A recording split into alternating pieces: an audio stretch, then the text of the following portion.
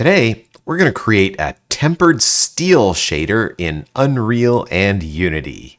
Let's go.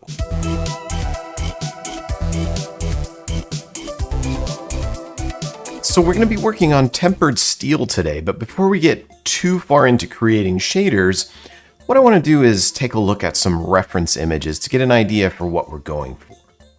So the effect that we're going for, this is a really good example of it. What's happened here is this particular piece of metal has been heated to a certain temperature, and that heating introduces some colors to the metal. So let's take a look at a couple of other examples of this. So here we can see somebody with a torch, and they're heating up this piece of metal. And depending on the heat that's applied, you get different colors on the metal. Sometimes this is done naturally just by heat that gets applied, like the exhaust, or sometimes it's added on purpose. Like in this case, it's been added because it's beautiful. Here's another example. This is some heat that's been applied, and it's just happened naturally to the metal. And then here's another example where it's been applied on purpose because it's beautiful. Now, the color that you get when the metal is heated depends on the temperature that the metal is heated to. So here's some steel that's been heated to specific temperatures, and the different temperatures yield specific colors. And what I've learned about this effect is that it's exactly the same thing that we were looking at in the previous episode. So in the previous episode, we were looking at thin film interference and how it created these beautiful colored patterns on bubbles. And the same thing is happening on the metal here with something called iron oxide. So when the metal is heated to these specific temperatures, there's a very thin film of iron oxide that builds up on the metal, and the thickness of that iron oxide layer is what determines the color. This is called thin film interference, and here's a really good illustration of exactly what's happening. So we get light coming into the surface, and it hits that very thin layer of iron oxide here. Some of it goes through and bounces off the metal, and some of it bounces off the iron oxide. Now, these two light rays going out here are close enough to each other that the light waves interfere with each other. So instead of being pure white light as they normally would be, they turn different colors. And the thickness of this layer here is what determines what color you get. And the heat applied to the metal is what determines how thick this layer of iron oxide is. So, just like we looked at last week with the bubbles, we can use this gradient here. So here's a study on two-beam interference of thin films. And here on the left side of the gradient, we have an extremely thin membrane. And the further to the right we go, the thicker it gets. However, if we're to apply this to metal, we generally only go to about right here, this light blue range.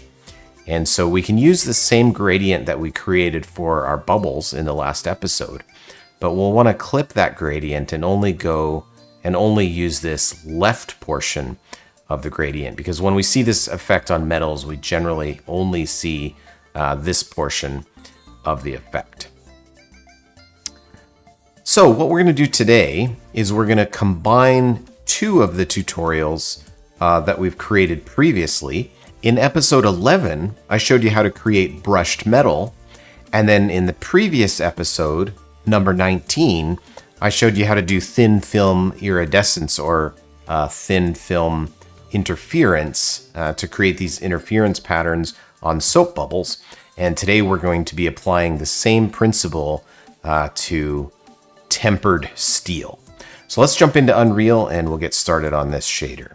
So here's the brushed metal shader that we created previously in episode 11. And what I've done is I made a copy of it, and I'm going to rename the copy to tempered steel, and we'll go ahead and open it up, and we'll get started building a shader. Okay, so just as a quick review, what we've got here is the color of steel. And this is a value that I looked up. You can copy these values if you want, but it's pretty close to 0.5 in all three channels. Then we set our metallic input to 1, obviously, because we're dealing with a metal. And now the next thing I've got here is this brushed texture. So if we want to look at that, it's basically just a bunch of lines that are stretched a whole lot horizontally. It's a pretty easy texture to make, but I'll include a link to it down in the description. Then I take my texture coordinates and multiply them by 1, or actually I can multiply these by whatever I want. Maybe I want to make the lines a little bit thinner. I can multiply it by 10, and now that allows me to zoom in really close. And then what I'm doing with this texture sample is passing it into the alpha of a lerp node, and then I'm using this to blend between 0.25 and 0.35. So this is my roughness, and it's in the range of 0.25 to 0.35, depending on where these lines are showing up on the surface. So that way I'm able to get some really nice, tight, brushed detail there. Now, the real magic of this shader is this anisotropy. So I've got my anisotropy set to -0.5, and what that's doing is it's stretching the highlights. I don't know if you can see that right there, but basically what this does is it makes the highlight, instead of being a nice round shape, actually here, I'll just delete this really quick. Now you can see the reflection, the specular highlight here is perfectly round. But for brushed steel, I actually want it to not be round. I want it to be elongated because these little grooves in the surface are causing that specular highlight to be deformed and anisotropic. That's the fancy term for it. Okay, so there's our steel. But what we really want to do is make this have that thin film interference, or as if the steel were heat treated. So in order to do that, what I need to do is introduce the elements that we created in our bubble shader. So let's go ahead and open that. Here's our bubble shader. So you can see I've got my, let's see, where is it? This is my gradient here. Let's just go ahead and copy the gradient portion of this into our tempered steel shader, and we'll put it right here. So we need to find a way to sample this this gradient. So if I disconnect here, you can see that there is my thin film interference gradient. And we're just going to be using the first quarter of that gradient. And so whatever I pass in here, I'm going to be multiplying it by 0.25. So we'll go ahead and add a multiply here. And we're going to multiply this by 0.25, and we'll pass that in. Now, there are all kinds of different ways that you can control where this effect gets applied. But what I'm going to do for now is I'm just going to use our texture coordinates. So we'll add a texture coordinate node, and we only want the V coordinate of our UV coordinates. And so I'm going to add a component mask, and we'll take just the green channel. That's the red channel is U and the green channel is V. So I'm going to plug this into our multiply by 0.25, and then we're going to use this as our texture coordinates for our gradient. Okay, does that look familiar? It does to me. It looks almost exactly like this, and that's exactly what we're going for.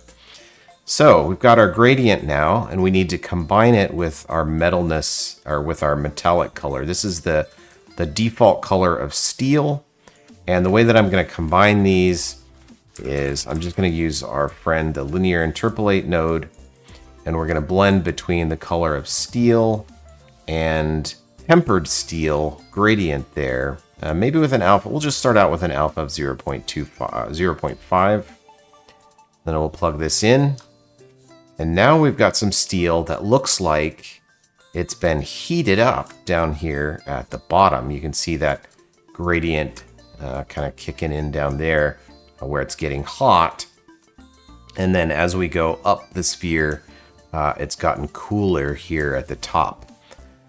Yeah, so that's a pretty cool effect. And from here, it's pretty much just how you're going to determine where that heat goes. And there are a lot of different ways of doing that. You could paint vertex colors to tell the object where it's gotten hot. Or you could add some procedural noise. Let's go ahead and do that. Let's add a position node. We're going to grab our world position, and then we're going to multiply it by a very small number, something like 0.005. And then we're going to pass this into a noise node, and we'll set our noise node to computational gradient. And then we're going to saturate the result of this so it doesn't go below 0 or above 1.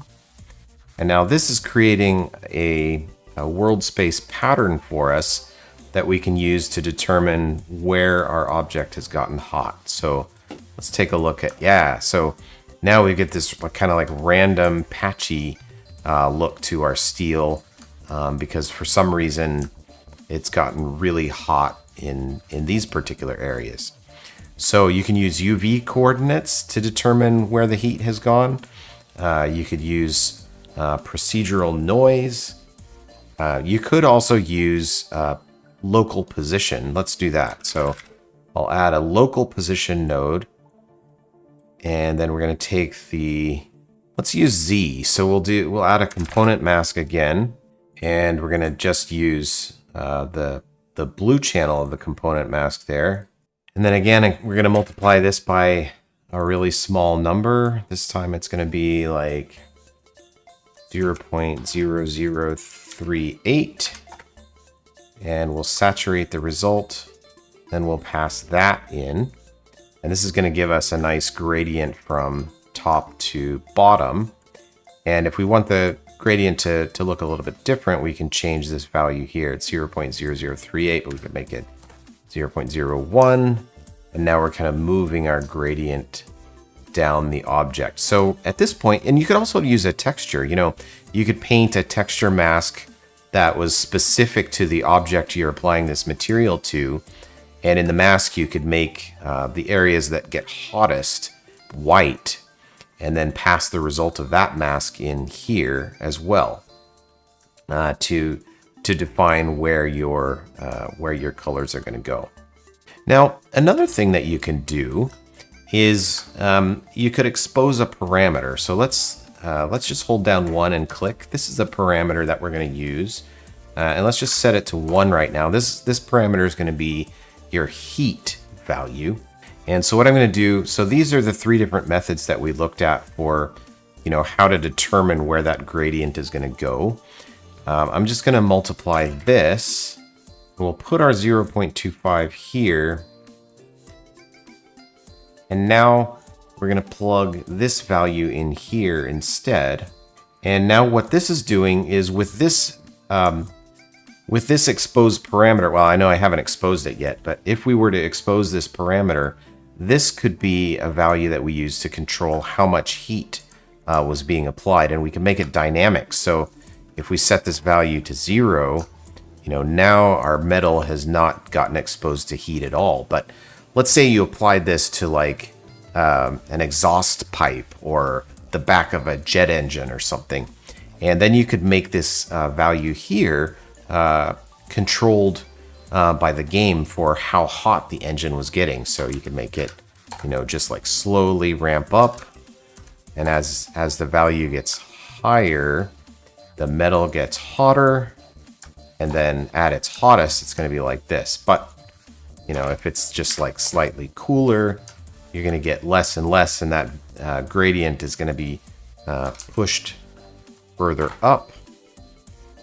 Or as it gets hot, it's going to come further down. Yeah, so you can see 0.6, it's kind of creeping in, and then 0.7, it introduces that crazy looking purple color, and it just kind of keeps progressing down.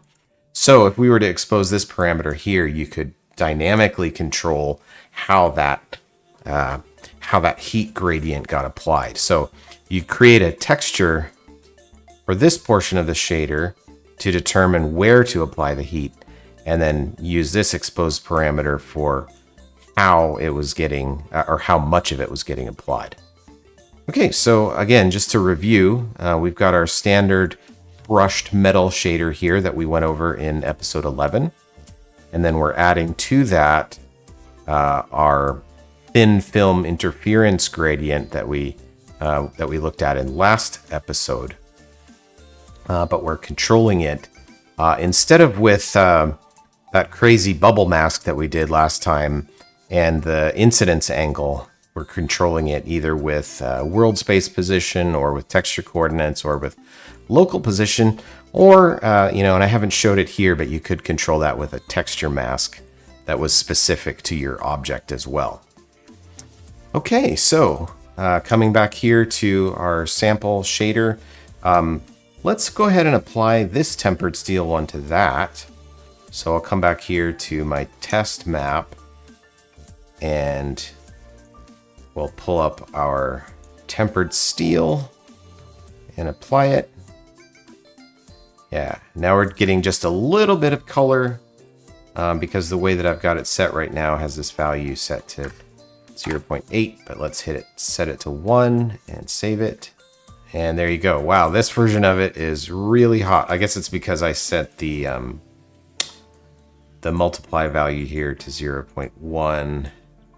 So we need to make it a little bit smaller. Again, it was 0.0038, I believe. And this is just based on the size of the object. This Unreal shader ball object here is fairly large.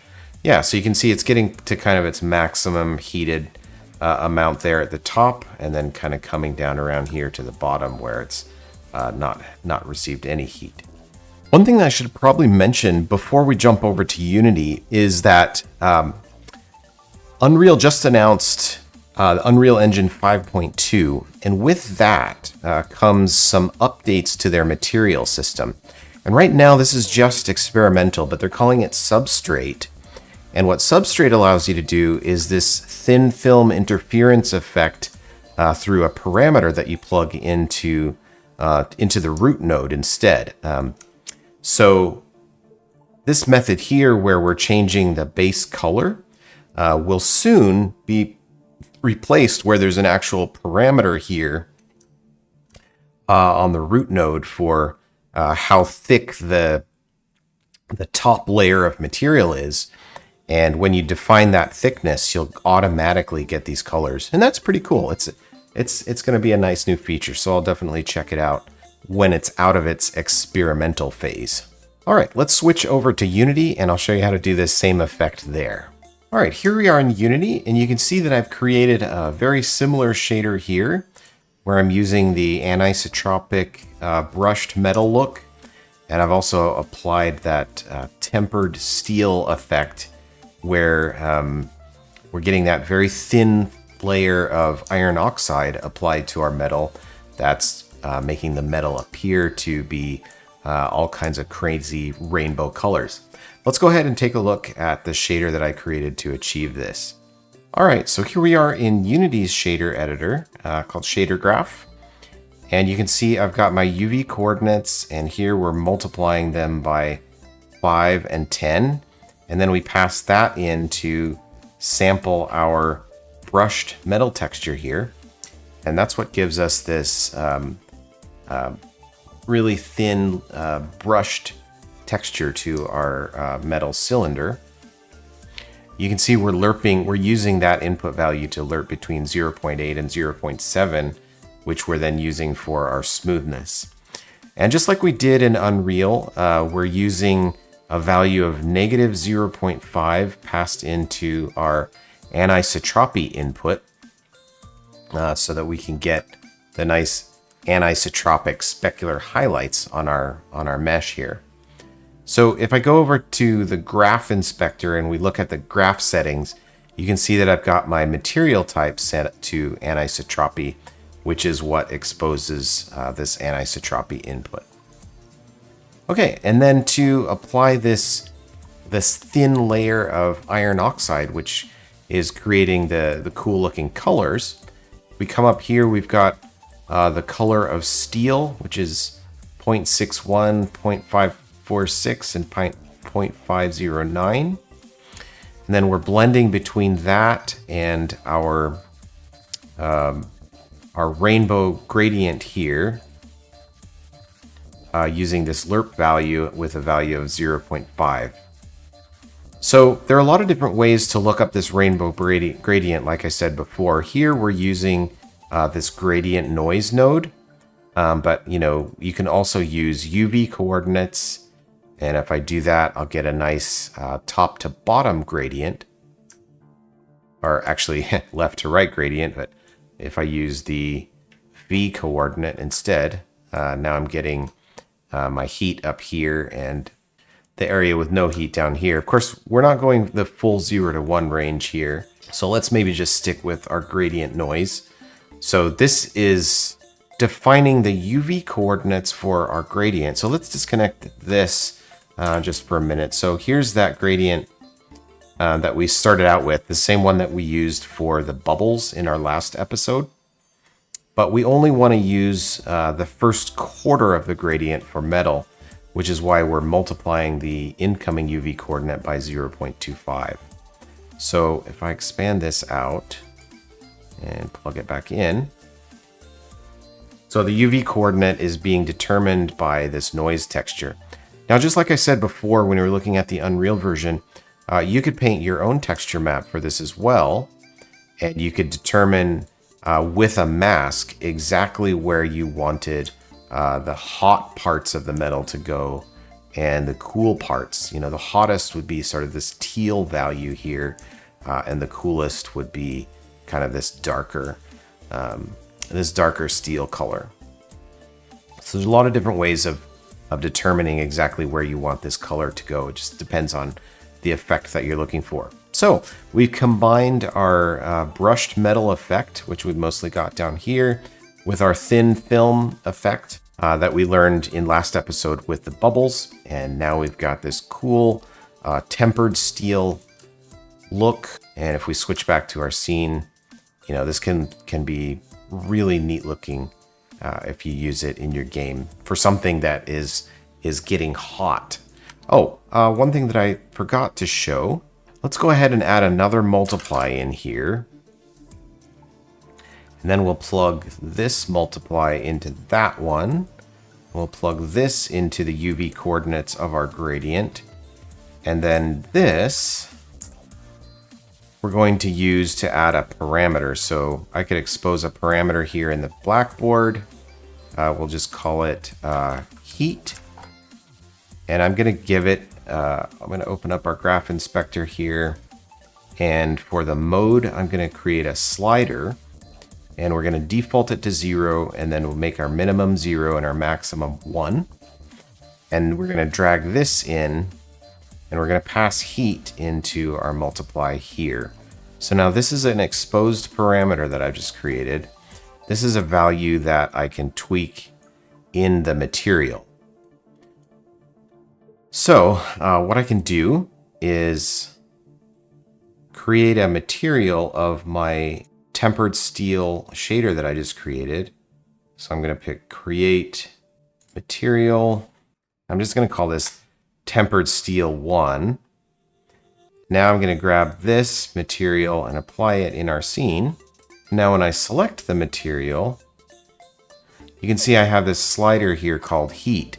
And so what I can do is as the heat ramps up, it'll get hotter and you'll start to see those colors applied. So this is a way that you can dynamically adjust an object. So if you expose a parameter like this, you can control this value through script. So as the object is getting hotter in your game, it can control that value so that the surface can actually respond to the heat and apply those colors dynamically. And I just think that's super cool. I can't wait for one of you to actually do this in your game and then show me what a neat effect it is that the engines on your jet are heating up like this because you expose this parameter and you're controlling it through script. Anyway, that's our video for today. I hope you enjoyed it. We've kind of combined what we learned in episodes 19 and 11 together to create this thin film of iron oxide on top of our brushed steel. Hope you enjoyed it. Have a great week, everybody, and we'll see you next time.